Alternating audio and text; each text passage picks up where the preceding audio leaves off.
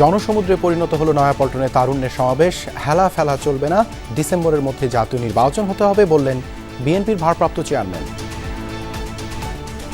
আবারও আমরা বলতে চাই, আগামী ডিসেম্বরের মধ্যেও জাতীয় নির্বাচন অনুষ্ঠিত হবে। অবৈধ সম্পদ অর্জনের মামলায় স্ত্রী জুবাইদার সঙ্গে খালাস পেলেন তারেক রহমান। মামলা ত্রুটিপূর্ণ ছিল স্বীকার করলেন দুদক আইনজীবীও। কারামুক্ত জামায়াত নেতা এটিএম আজাহারকে বরণ করে নিলেন কর্মী সমর্থকরা। জুলাই আন্দোলনের ছাত্র জনতার প্রতি কৃতজ্ঞতা।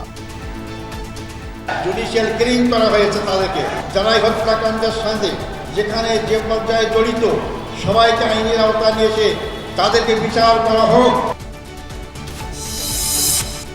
সরকারি চাকরি অধ্যাদেশ বাতিলের আন্দোলন শিথিল, আগামীকাল 1 ঘন্টার কর্মবিরতি ঘোষণা। প্রধান উপদেষ্টা ফিরলে পরবর্তী সিদ্ধান্ত। বাংলাদেশের আকাশে বিএসএফ এর ড্রোন, আরও 100 জনকে পুশিন। লালমনিরহাটে 57 জনকে আটকে দিয়েছে বিজিবি গ্রামবাসী। সরকার যদি এটা পদক্ষেপ যদি না নেয় তাহলে অথবা আমাদের জনগণের অথবা আমাদের সীমান্ত এলাকায় আমাদের খুব সমস্যা হবে। শীর্ষ সন্ত্রাসী সুব্রত বাইনের 8 ও মোল্লা মাসুদের 6 দিনের রিমান্ড। অস্ত্রের উৎস উদ্দেশ্য খতিয়ে দেখছে পুলিশ।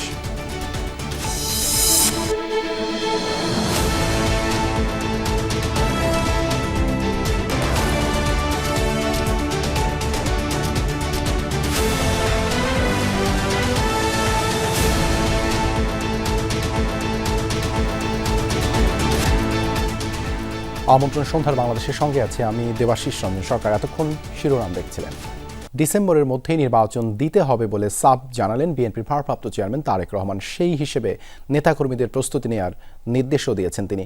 নয়াপল্টনের তারুণ্যের সমাবেশে ভার্চুয়ালি যোগ দিয়ে তিনি বলেন, সংস্কার ও বিচারের আড়ালে সরকারের ভেতর বাইরে থাকা কিছু মানুষের ভিন্ন উদ্দেশ্য থাকতে পারে।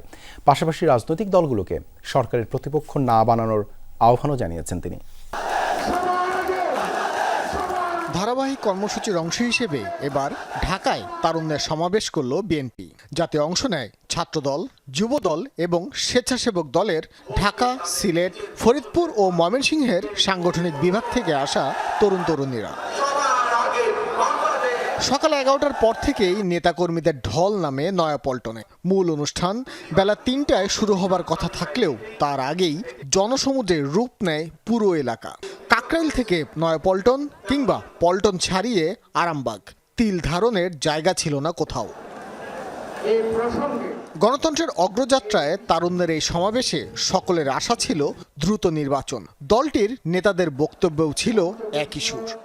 আমরা চাই নির্বাচন সংক্রান্ত সংস্কার অতি দ্রুত শেষ করে আগামী ডিসেম্বরের মধ্যে নির্বাচনের তারিখ ঘোষণা করা হোক। তাহলে বর্তমানে যে ষড়যন্ত্র চলছে তা এই জনগণই এই ষড়যন্ত্র থেকে মোকাবেলা করতে পারবে। আয়োজনে সমাপনী বক্তব্য দেন বিএনপির ভারপ্রাপ্ত চেয়ারম্যান তারেক রহমান। বলেন, জাতীয় নির্বাচন নিয়ে নানা ধরনের টালবাহানা চলছে। যে কোনো দলের তাদের কর্মসূচি বাস্তবায়ন করতে হলে দরকার একটি জবাবদিহিমূলক সরকার, দরকার একটি নির্বাচিত সরকার। তবে আগামী জাতীয় নির্বাচন অনুষ্ঠান নিয়ে মনে হয় এরই ভিতরে টালবাহানা শুরু হয়েছে বা চলছে। কথিত অল্প সংস্কার আর বেশি সংস্কারের অভিনব শর্তের আবর্তে ঘুরপাক খাচ্ছে আগামী জাতীয় নির্বাচনের ভবিষ্যৎ। সংস্কার ও বিচারের আড়ালে অন্তর্বর্তী সরকারের ভেতরে বাইরে কারো কারো ভিন্ন উদ্দেশ্য আছে বলেও মন্তব্য করেন তিনি। আগামী ডিসেম্বরের মধ্যেই জাতীয় নির্বাচন অনুষ্ঠিত হতে হবে। আবারও আমরা বলতে চাই, আগামী ডিসেম্বরের মধ্যেও জাতীয় নির্বাচন অনুষ্ঠিত হবে। নতুন প্রজন্মের প্রিয় ভাই বোনেরা, আজকের এই সমাবেশ, প্রিয় দেশবাসী, আগামী ডিসেম্বরের মধ্যে আপনারা জাতীয় নির্বাচন অনুষ্ঠান যাতে অনুষ্ঠিত হয় তার প্রস্তুতি নিতে শুরু করুন।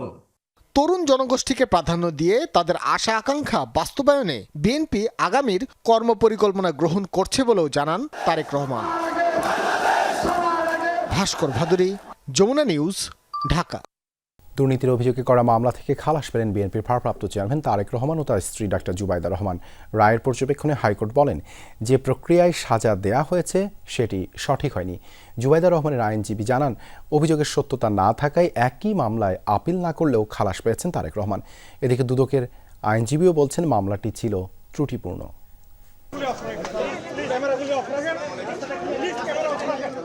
মার দেয়া ৩৫ লাখ টাকার এফডিআরকে দেখানো হয়েছিল ডাক্তার জুবাইদা রহমানের অবৈধ সম্পদ হিসেবে, যেই টাকা তার মা পেয়েছিলেন বাড়ি ভাড়া থেকে। তবু এই টাকার জন্য ডাক্তার জুবাইদা রহমানকে ৩ বছরের সাজা দিয়েছিলেন বিচারিক আদালত। এই সাজা মাথায় নিয়েই ১৭ বছর পর গত ৫ মে দেশে ফেরেন বিএনপির ভারপ্রাপ্ত চেয়ারম্যান তারেক রহমানের স্ত্রী ডাক্তার জুবাইদা রহমান। পরে জুবাইদা রহমানের আবেদনের প্রেক্ষিতে ১৩ মে আপিল দায়েরের ৫৮৭ দিন বিলম্ব মার্জনা করেন হাইকোর্ট। ১৪ মে গ্রহণ করা হয় শুনানির জন্য। একই সঙ্গে জরিমানা স্থগিত করে ওই দিন আপিল নিষ্পত্তি না হওয়া পর্যন্ত জামিন দেওয়া হয়। ২ দিন শুনানির পর বুধবার জুবাইদা রহমানকে খালাস দিয়ে আপিলের রায় দিলেন হাইকোর্ট। রায়ে জুবাইদা রহমানের পাশাপাশি তারেক রহমানেরও অবৈধ সম্পদের কোনো সত্যতা না পাওয়ায় খালাস দেওয়া হয়। আদালত পর্যবেক্ষণে বলেন, যে প্রক্রিয়ায় সাজা দেওয়া হয়েছে তা ঠিক হয়নি। জুবাইদা রহমানের আইনজীবী জানান, যে সম্পদগুলো তারেক রহমানের নামে দেখানো হয়েছিল তার একটিও জ্ঞাত আয় বহির্ভূত না। উনি কোনো জ্ঞাত আয় বহির্ভূত কোনো সম্পদের অধিকারী নহেন এবং কোনো সম্পত্তি উনি ডিজনেস্টলি অর্থভাবে উনি কোনো অর্জন করেন নাই। আর কাজেই আপনি যদিও উনি আপিল করতে পারেননি, আপনি এই খালাসের বেনিফিট বা এই জাজমেন্ট যাতে ওনার বেলায় প্রযোজ্য হয় আপনি সেটা করতে পারেন। এবং মাননীয় আদালত আমাদের কথা রেখেছেন, আমাদের কথা শুনেছেন এবং উনি এটা গ্রহণ করেছেন এবং জাজমেন্টে উনি অর্ডার পোর্শনে পরিষ্কারভাবে উল্লেখ করেছেন যে মিস্টার তারেক রহমান সাহেবকেও এই মামলা থেকে নির্দোষ সাব্যস্তে খালাস দেওয়া হলো। এদিকে দুদকের আইনজীবীরও স্বীকারোক্তি, এই মামলা ছিল ত্রুটিপূর্ণ।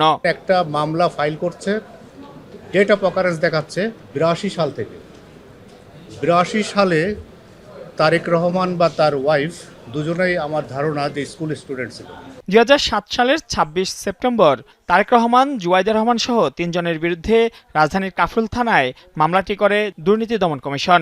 ২০২৩ সালের ২ আগস্ট তারেক রহমানের ৯ বছর এবং জুবাইদা রহমানকে ৩ বছরের কারা ও অর্থদণ্ড দেন বিচারিক আদালত। মাইনুল মারুফ, যমুনা নিউজ, ঢাকা। দীর্ঘ ১৩ বছর পর মুক্তি পেলেন জামায়াত নেতা এটিএম আজহারুল ইসলাম। মুক্তি পেয়েই দলের সংবর্ধনা অনুষ্ঠানে যোগ দেন তিনি। সেখানে ষড়যন্ত্রমূলকভাবে জামায়াত নেতাদের উপর জুডিশিয়াল কিলিং চালানোর অভিযোগ করেন। বিচার চান যুদ্ধাপরাধের বিচারের নামে হত্যাকাণ্ডের সঙ্গে জড়িতদের। আর দলটির আমির দল মত নির্বিশেষে সকলকে ঐক্যবদ্ধ থাকার আহ্বান জানান। বুধবার সকাল ৯:৩০ হাসপাতালের প্রিজন সেল থেকে মুক্তি পান জামাত নেতা এটিএম আজহারুল ইসলাম।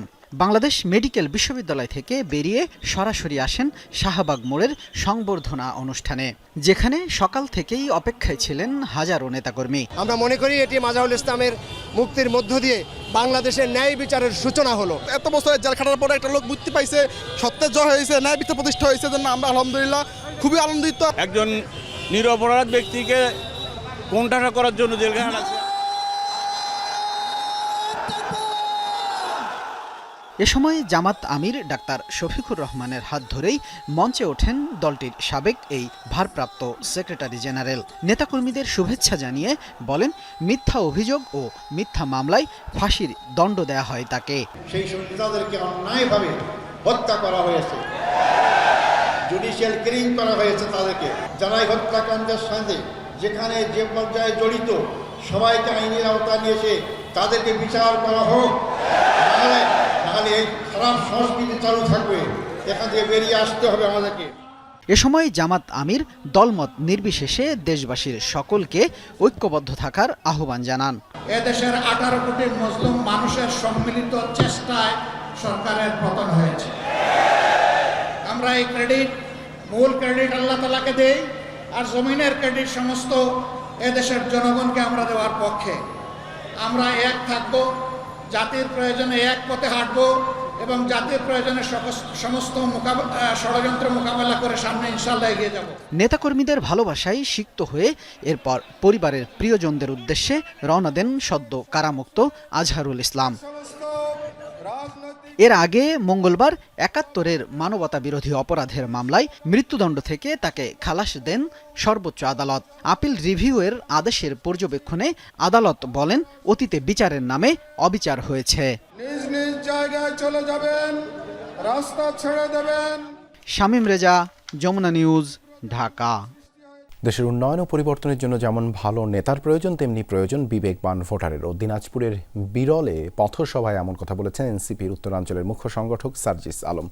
সার্জিস বলেন, অর্থ সুবিধার কাছে বিবেক বিক্রি এবং মার্কা দেখে নেতা নির্বাচনের মাধ্যমে দেশের পরিবর্তন সম্ভব নয়। বলেন, শুধুমাত্র বড় বড় শহরে আন্দোলন করেও গুণগত পরিবর্তন আসবে না, এজন্য নিজেকে বিবেকবান ভোটার হতে হবে বলেও মন্তব্য করেন তিনি। সার্জিস বলেন, টাকা খাওয়ার জন্য মামলা বাণিজ্য শুরু করেছে একটি দল। নতুন বাংলাদেশে কোনোভাবেই মামলা বাণিজ্য চলতে দেওয়া যাবে না বলেও হুঁশিয়ারি দেন এনসিপির সংগঠক।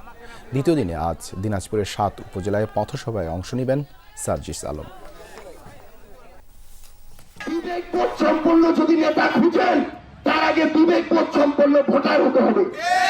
নিজের বিবেককে কয়েকটা টাকার কাছে, কিছু সুযোগ সুবিধার কাছে, একজন নেতার কাছে, একটা দলের কাছে, একটা মার্কার কাছে বিক্রি করে দিয়ে যদি এলাকার ভালো খুঁজি, এলাকার ভালো হওয়া কোনোদিন সম্ভব নয়। সাধারণ মানুষের দুর্ভোগ বিবেচনায় সরকারি চাকরি অধ্যাদেশ বাতিলের আন্দোলন কিছুটা শিথিল করেছে সচিবালয় কর্মকর্তা কর্মচারী ঐক্য ফোরাম।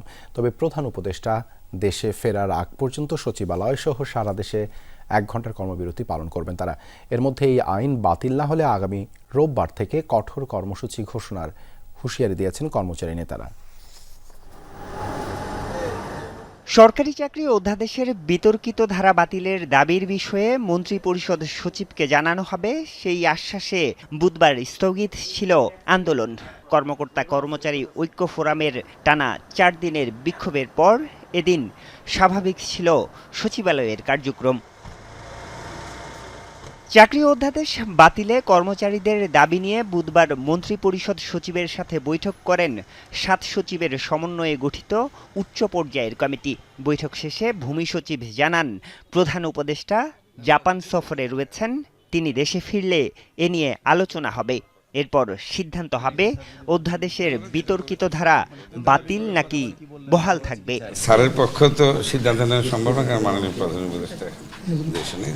প্রধান উপদেষ্টা আসলে তখন এটা তুলবে না আর কি জিনিসটা। আর আমাদের কর্মচারীরা অবাধ্য না, ওরা শুনবে আমার বিশ্বাস। ওরা বুঝে তো, ওরা তো জানে, ওদের হাত দিয়ে তো হয় সব কিছু। ওরা এটা বুঝবে, আমি বিশ্বাস করি যে ওরা স্থগিত করবে। এ অবস্থায় কর্মচারী নেতারা বৈঠকে বসেন ভূমি সচিবের সাথে। এরপর নেতারা জানান, প্রধান উপদেষ্টা দেশে ফেরার আগ পর্যন্ত প্রতিদিন 1 ঘন্টা করে কর্মবিরতি পালন করবেন তারা। এমার্জেন্সি সার্ভিসের বিষয়টি বিবেচনা করে আমরা সচিবালয়ে শুধুমাত্র প্রতিদিন সকাল 10টা থেকে বেলা 11টা পর্যন্ত আমাদের শান্তিপূর্ণ কর্মবিরতি চলতে থাকবে। ডিসি অফিস, বিভাগীয় কমিশনার অফিস সময়ে প্রতিদিন সকাল 10টা থেকে বেলা 11টা পর্যন্ত আমাদের এই দাবি বাস্তবায়ন না হওয়া পর্যন্ত, আমাদের পরবর্তী ঘোষণা না আসা পর্যন্ত কর্মবিরতি অব্যাহত থাকবে। এ সময় দাবি আদায়ে সরকারের 3 উপদেষ্টা ও সচিবকে স্মারকলিপিও প্রদান করবেন কর্মকর্তা কর্মচারী ঐক্য ফোরাম। স্মারকলিপিটা দিব 31 তারিখের পরে। আমরা অবশ্যই নতুন কর্মসূচি ঘোষণা করব। যদি কোনো ভালো কোনো ফলাফল আমরা না পাই, আমাদের আন্দোলন অব্যাহত থাকবে। সেটা মাঠ পর্যায়ে থাকবে না আমরা অবস্থান কর্মসূচি করব, সেটা আমরা পরে ক্লিয়ার করব। গত বৃহস্পতিবার সরকারি চাকরি অধ্যাদেশ উপদেষ্টা পরিষদে অনুমোদনের পর থেকেই কর্মচারীদের আন্দোলনের মুখে অনেকটা স্থবির সচিবালয়ের কার্যক্রম। আরিফুর রহমান সবুজ, যমুনা নিউজ, ঢাকা। দেশের আকাশে দেখা গেছে জিলহজ মাসের চাঁদ। আগামী 7 জুন অনুষ্ঠিত হবে পবিত্র ঈদ উল আজহা। সন্ধ্যা 7টা নাগাদ সর্বপ্রথম কুড়িগ্রাম থেকে চাঁদের দেখা পাওয়া যায়।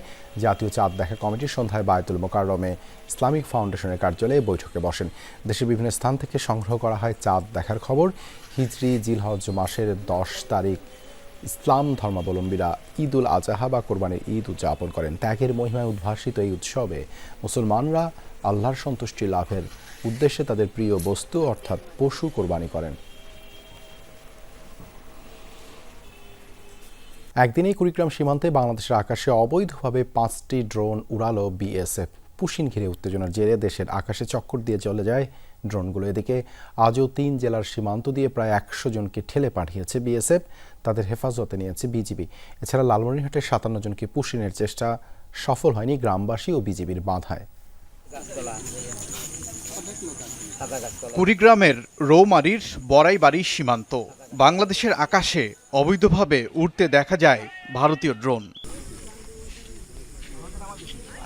স্থানীয়রা জানান, পুশিন ঘিরে উত্তেজনার জেরে মঙ্গলবার সকালে প্রথমে চক্কর দেয় একটি ড্রোন, পরে রাতভর সাহেবের আলগা সীমান্তে উড়ানো হয় আরও 4টি। 5 থেকে 6 মিনিট করে ড্রোনগুলো উড়িয়েছে ভারতীয় সীমান্তরক্ষী বাহিনী।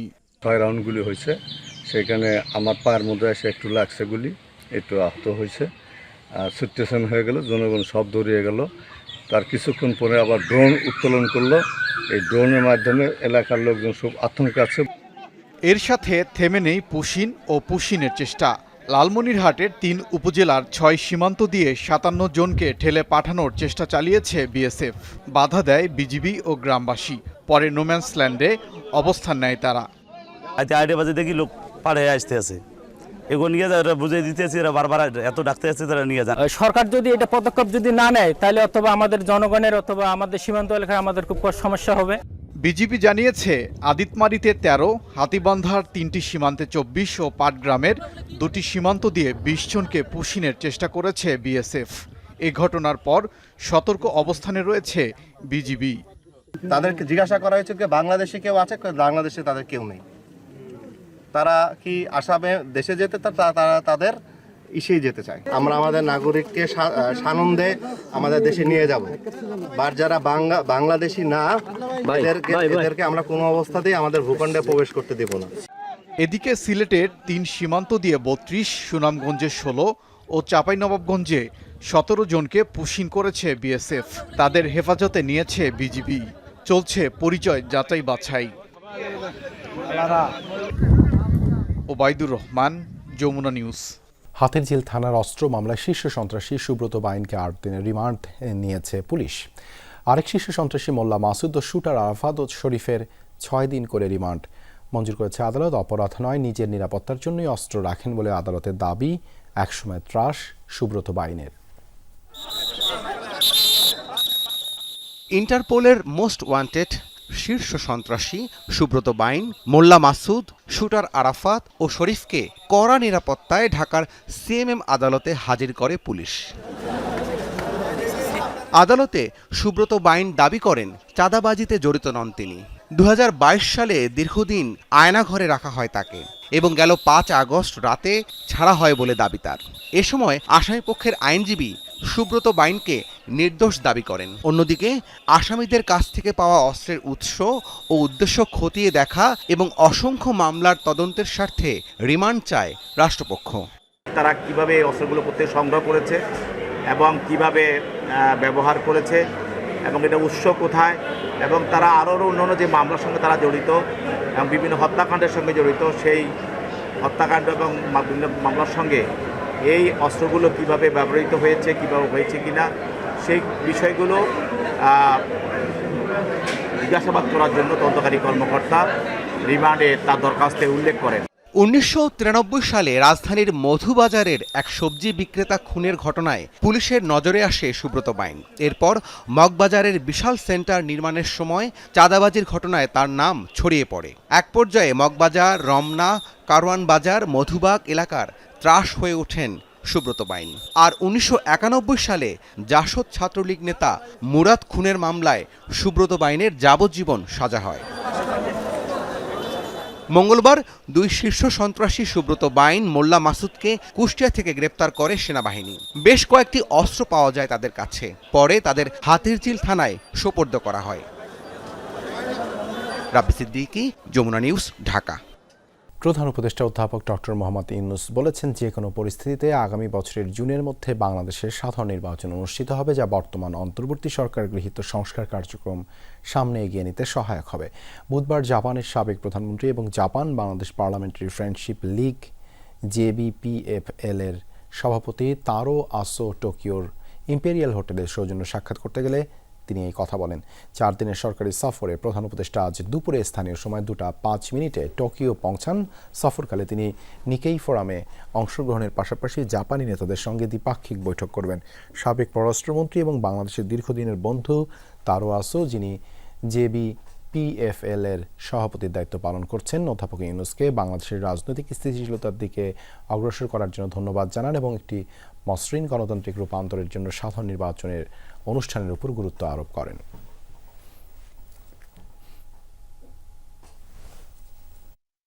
হয়েছে, তারপরে হচ্ছে ব্যাংকিং সেক্টরের হেলথটা রেস্টোরেশন হয়েছে, ব্যাংকিং সেক্টর। আর আমাদের যে 3-4-5 বিলিয়ন ডলারের মতো যে ঋণ হয়েছিল, যেই টাকাটা শেখ হাসিনা না দিয়েই পালিয়ে গিয়েছিলেন, সেই পুরো টাকাটার অলমোস্ট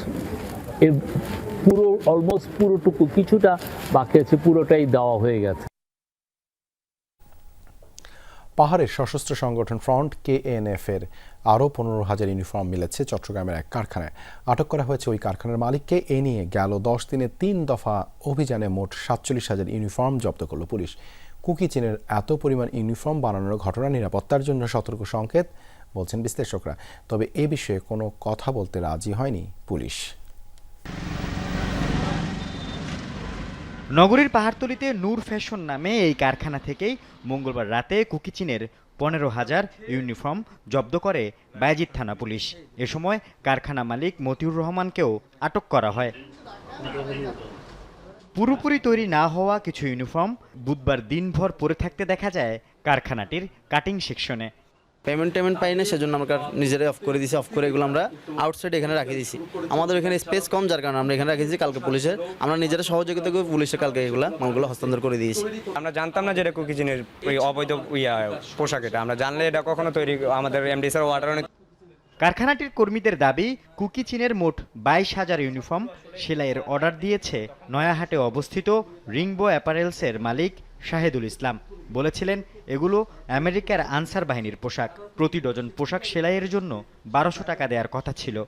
অর্ডারটা ওনাদের থেকে সাবকন্ট্রাক্ট আমাদেরকে দেয় এবং ওনারা আমাদের এমডি স্যারকে বলছে যে এটা হচ্ছে যে আমেরিকান এক আনসারের পোশাক, এটা বাইরের অর্ডার, আপনাদেরকে আমরা এত পিস অর্ডার দেবো, আপনারা কি করতে পারবেন।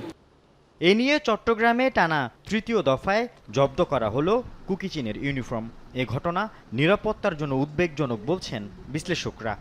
তার মানে হচ্ছে কুকি চীন এখানে একটা বৃহৎ পরিসরে তাদেরকে সংগঠিত করার জন্য প্রচেষ্টায় আছে। অঙ্কুরে যদি এসবকে চ্যালেঞ্জ করা না হয়, দমন করা না হয়, তাহলে আমাদের পার্বত্য অঞ্চলের যেখানে এখন কুকি চীনকে ঘিরে বা অন্যান্য সন্নিহিত অঞ্চলের যেসব বিদ্রোহী তৎপরতা, সেগুলো সেখানে মাথাচাড়া দিয়ে উঠবে, যেটা আমাদের জাতীয় নিরাপত্তার জন্য ইন দ্য লং রান এটা হুমকি সৃষ্টি করতে পারে। সর্বপ্রথম গেল 17 মে বায়েজিদের নয়াহাটে রিংবো অ্যাপারেলস থেকে 20,300 ইউনিফর্ম জব্দ এবং কারখানা মালিকসহ 3 জনকে গ্রেফতার করে গোয়েন্দা পুলিশ। গ্রেফতারকৃতরা দাবি করেন মংলাসিন মারমা নামে একজন এসব ইউনিফর্ম তৈরির অর্ডার দিয়েছিলেন। এ ঘটনায় বায়েজিদ থানায় মামলা হয়। এরপর 27 মে নয়াহাটে আরেক গুদামে পাওয়া যায় 11,785টি ইউনিফর্ম।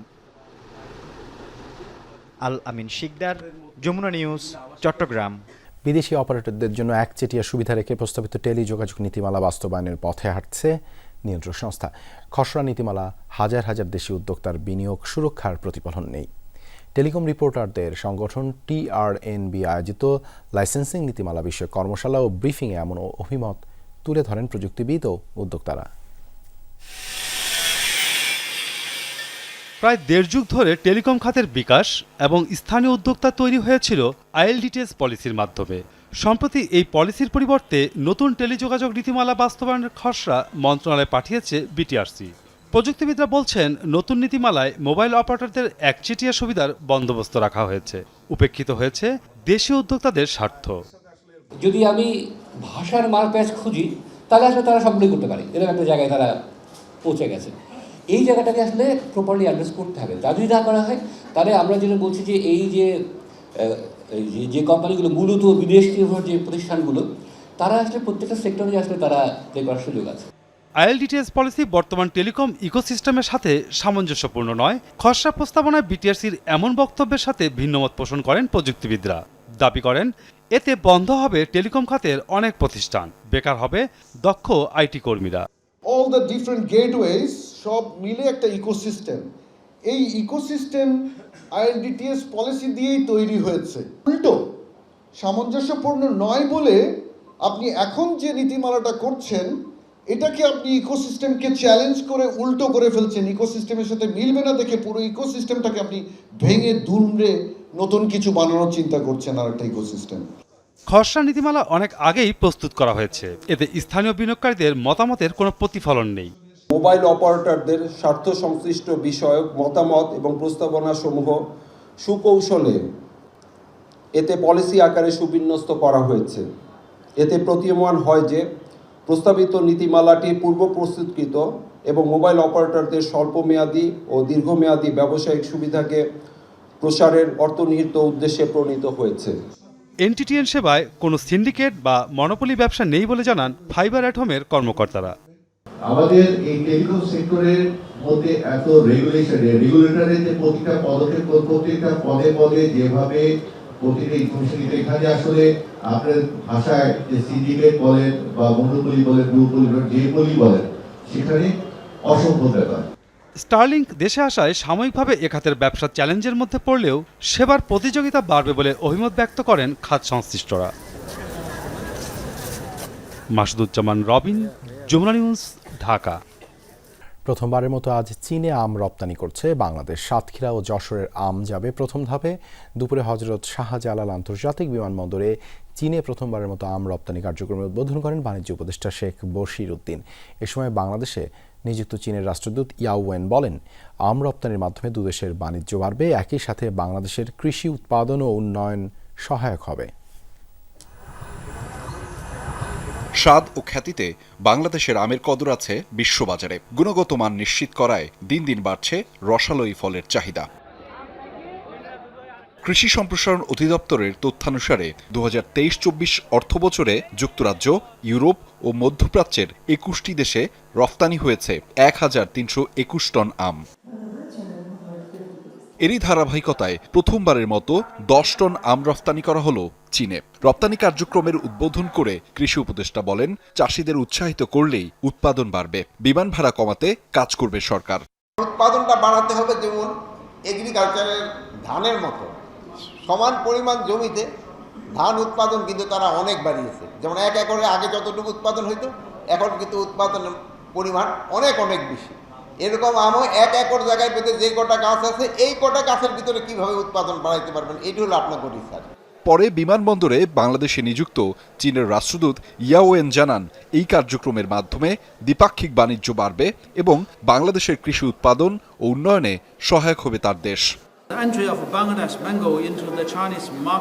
চীনে বাংলাদেশের আম রপ্তানির মাধ্যমে বৃহৎ বাণিজ্যের দ্বার খুলছে দুই দেশেই। বাংলাদেশের পণ্য চীন বাজারজাত করলে দুই দেশই উপকৃত হবে আর্থিক দিক থেকে।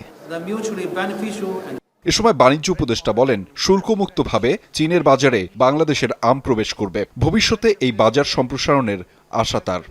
আন্তর্জাতিক যে কমপ্লায়েন্সের যে প্রয়োজনীয়তা আছে, এই প্রয়োজনীয়তাকে উপযোগী করে আমরা যে আন্তর্জাতিক বাজারে যাচ্ছি, এর মাধ্যমে আমরা আশা করি শুধু চায়না না, আমরা জাপান, যুক্তরাষ্ট্র এবং ইউরোপিয়ান ইউনিয়নেও এই আমাদের কৃষি পণ্য বিপণনে সক্ষম হব। সেই সক্ষমতার আজকে প্রথম উদ্যোগ।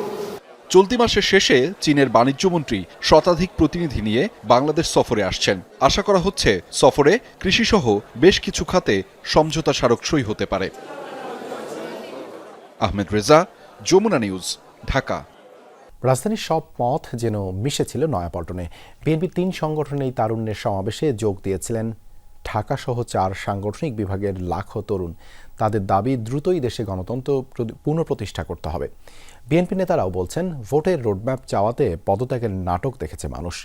যারা 9 মাসে সংস্কার করতে পারে না, তারা 900 বছরেও তা পারবে না। আরেফিন শাকিলের প্রতিবেদনে বিস্তারিত। অধিকারের প্রশ্নে আপোষহীন তারুণ্যের জমায়েত। তবে সেই অধিকার নিজের কিংবা স্বজনদের জন্য নয়, বরং গণতন্ত্র আর ভোটের অধিকার চেয়ে ঢাকার রাজপথ প্রকম্পিত হলো তারুণ্যের স্লোগানে। নয়াপল্টনে সমাবেশের স্থান হলেও জমায়েত ছড়িয়ে যায় নটরডেম কলেজ থেকে কাকরাইল মোড়ে। কোথাও ছিল না তিল ধারণের ঠাঁই। লক্ষাধিক তরুণ কিশোর দেশের পতাকা হাতে ভোটের অধিকার ফিরিয়ে আনার প্রত্যয় জানান। গণতান্ত্রিক যে অধিকার রয়েছে, ভোটের অধিকার, আমরা যেন সেই অধিকার ফেরত পাই। আগামীতে সুন্দর পরিচ্ছন্ন একটা রাজনীতি এবং উপহার দিবেন। যদি ভোট দিতে বিলম্ব না করে, যেভাবে ফ্যাসিস্টে বিতাড়িত করেছে, ওভাবে রাজপথে নেমে আপনাকেও কিন্তু বিতাড়িত করবে। ছাত্র, যুব ও স্বেচ্ছাসেবক দলের আয়োজনে তারুণ্যের সমাবেশ থেকে সংগঠনগুলোর তরুণ নেতারা জানালেন তাদের সংগ্রাম এখনও শেষ হয়নি। তরুণদের মতামতের ভিত্তিতে জনগণের সরকার প্রতিষ্ঠা করার যে শপথ, সেটি আজকে উচ্চ বাক্যে এখান থেকে প্রকম্পিত হবে। তরুণদের ভোটাধিকার প্রতিষ্ঠা এবং তরুণদের কণ্ঠস্বরকে সামনে এগিয়ে আনার জন্যই আমরা দেশব্যাপী এই তারুণ্যের সমাবেশ করছি। তরুণদের সাথে সুর মিলিয়ে বিএনপি নেতারা বলেন, কোনো কিছুর দোহাই দিয়ে নির্বাচন পিছিয়ে দেওয়ার সুযোগ নেই। সংস্কারের কথা বলে নির্বাচনের রোডম্যাপ পিছানো যাওয়ার কোনো সুযোগ নাই। এই 9 মাসে যারা পারেন নাই, 9 বছরও পারবেন না, 90 বছরও পারবেন না। সুতরাং এই দেশের জনগণের কাছে ক্ষমা চেয়ে আপনি দয়া করে একটা ব্যবস্থা নেন। বিএনপি নেতারা হুঁশিয়ারি দিয়েছেন রোডম্যাপ না পেলে আন্দোলনে যাওয়ার।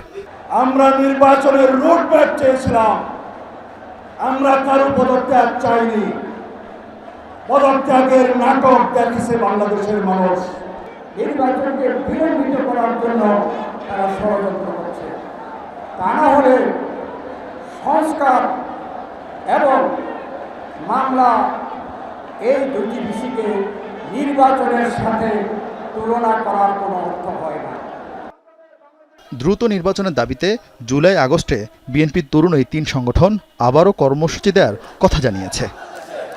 2023 সালে সারা দেশে এরকম তারুণ্যের সমাবেশ করেছিল বিএনপির 3 সংগঠন, ছাত্র, যুব আর স্বেচ্ছাসেবক দল, যার ফলাফল হাতে নাতে আসে জুলাই অভ্যুত্থানে। তাই ভোটের অধিকার প্রতিষ্ঠায় আবারও তরুণদের কাছে ফিরল বিএনপি। তাদের কাছে জানতে চাইল আগামীর বাংলাদেশ নিয়ে তাদের ভাবনার কথা। তরুণরাও জানালেন তারা প্রস্তুত বৈষম্যহীন গণতান্ত্রিক বাংলাদেশ নির্মাণ করতে। আরিফিন শাকিল, যমুনা নিউজ, ঢাকা।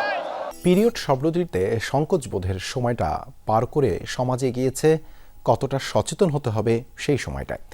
মাসিক এখন লজ্জা নয়, সচেতনতার বিষয়। সমাজের বিদ্যমান ট্যাবু দূর করে প্রয়োজনীয় পিরিয়ড পণ্য, শিক্ষা ও স্বাস্থ্যসেবা নিশ্চিত করার প্রয়োজনীয়তার কথা তুলে ধরেন বিশেষজ্ঞরা। নারীর স্বাভাবিক জীবনচক্রের অবিচ্ছেদ্য অংশ পিরিয়ড, অথচ আজও এ বিষয়টি ঘিরে রয়ে গেছে অসংখ্য ট্যাবু, কুসংস্কার আর নীরবতা। 2025 সালে এসে যখন পৃথিবীর সাথে মহাকাশের যোগাযোগ সহজ করার নানা উপায় বের করা হচ্ছে, তখন নারীর স্বাভাবিক জৈব প্রক্রিয়া নিয়ে নিষিদ্ধ সব ট্যাবু বিরাজমান। লজ্জার কোনো বিষয় নয়, এটা আমাদের একটা মাতৃত্বের প্রথম ধাপ। আমাদের এই ধরনের সিচুয়েশনে পড়লে আমাদের অনেক বেশি খারাপ লাগে, অ্যান্ড আমরা এটা গিয়ে টিচারদেরকে বলি, আমাদের ফিমেল ম্যামদেরকে জানাই, ওনারা আমাদেরকে সাহায্য করে, অথবা আমরা স্টুডেন্টরাও নিজেদের ব্যাগে প্যাড রাখি। তবে কিছুটা হলেও ধীরে ধীরে ভাঙছে এই নীরবতা। যেখানে এক সময় পিরিয়ড ছিল গোপনীয়, লজ্জার, সেখানে আজ মেয়েরাই বলছে নিজেদের কথা। আমাদের উচিত না এগুলা নিয়ে লজ্জা করা। দোকানপাটে আমি দেখি যে যখন আমরা স্যানিটারি ন্যাপকিন কিনি, এটাকে কালো প্যাকেটে মুড়িয়ে তারপরে দেয়। তো এটা আমার কেমন লাগে যে আমি কোনো অপরাধ করছি না, হচ্ছে যে কোনো এমন কিছু কিনছি যেটার কারণে অন্য কেউ দেখলে আমি লজ্জা পাবো। অনেকের হচ্ছে মেনস্ট্রুয়াল পেইন হয়, সেজন্য ক্যাম্পাসে কোনো ফার্মেসি নেই। তো আই থিঙ্ক যে ক্যাম্পাসে হচ্ছে ফার্মেসি থাকলে ভালো হতো। পিরিয়ড বিষয়টাকে সবার নর্মালভাবে নেওয়া উচিত এবং বাকি আমরা যারা আছি সবার দৃষ্টিভঙ্গি চেঞ্জ করা উচিত এবং সবাইকে সচেতন করা উচিত। বদলাচ্ছে দৃষ্টিভঙ্গি, ভাঙছে সামাজিক ট্যাবু। এই দলে যোগ দিয়েছেন পুরুষরাও। তারা বলছেন পিরিয়ড বা মাসিক এখন শুধু নারীর বিষয় নয়, এটা পরিবার ও সমাজেরও দায়িত্ব। ফ্যামিলির ভেতরে যারা বাবা মা আছে, সন্তানদের সাথে এই বিষয়গুলো নিয়ে কথা বলতে পারে না, মন খুলে কথা বলতে না পারার কারণে কিন্তু তারা অনেক ধরনের ভুলভ্রান্তিরও শিকার হয়। আমাদের সমাজ ব্যবস্থা যেভাবে দেখা হয় জিনিসটাকে, অনেক মেয়েদের হচ্ছে ওরা সাফার করবে, তারপর হচ্ছে মানে একটু ন্যারো মাইন্ডে দেখা হয়। আসলে এটা সেন্সিটিভ, আমরা নিজেরা বানিয়েছি এটাকে। প্রত্যেকটা ছেলে যারা এই ব্যাপারটা নিয়ে হাস্য রহস্য করে থাকে, তাদের অন্ততপক্ষে ভাবা উচিত তার ঘরে মা বোন আছে। পিরিয়ডের সময় পরিষ্কার পরিচ্ছন্নতা, মানসিক সাপোর্ট এবং সামাজিক স্বীকৃতি এ 3 বিষয় সবচেয়ে জরুরি। বিশেষজ্ঞ চিকিৎসকদের মতে যৌথ সচেতনতায় পারে সহনশীল ও স্বাস্থ্যবান সমাজ গঠন করতে। আমরা টয়লেটের সময় টয়লেট পেপার ব্যবহার করছি, সেটা যদি স্বাভাবিক হয় তাহলে মেনস্ট্রুয়েশনের সময় একটা আমি ন্যাপকিন ব্যবহার করবে, এটাও স্বাভাবিক। এইটুকু জিনিস যদি আমরা সবাইকে সহজভাবে বোঝাতে পারি, এখন সবাই অনেক সচেতন, শুধু সহজভাবে নিলেই হয়ে যায়। মেয়েটা কিংবা আমার বোনটা প্যাড নিয়ে যাচ্ছে, এটা স্বাভাবিক একটা ব্যাপার। এটুকু পরিবর্তন হলে আমাদের মোটামুটি সামাজিক পরিবর্তন হয়ে যায়। মেয়েরা যেন নিরাপদ, সুস্থ ও সম্মানের সাথে বেড়ে উঠতে পারে, সেই দৃষ্টিভঙ্গি গড়াই এখন সময়ের দাবি। সৌরভী সায়দা, যমুনা নিউজ, ঢাকা। এই ছিল আজকে সন্ধ্যার বাংলাদেশের আয়োজন। এতক্ষণ আমাদের সাথে থাকার জন্য ধন্যবাদ।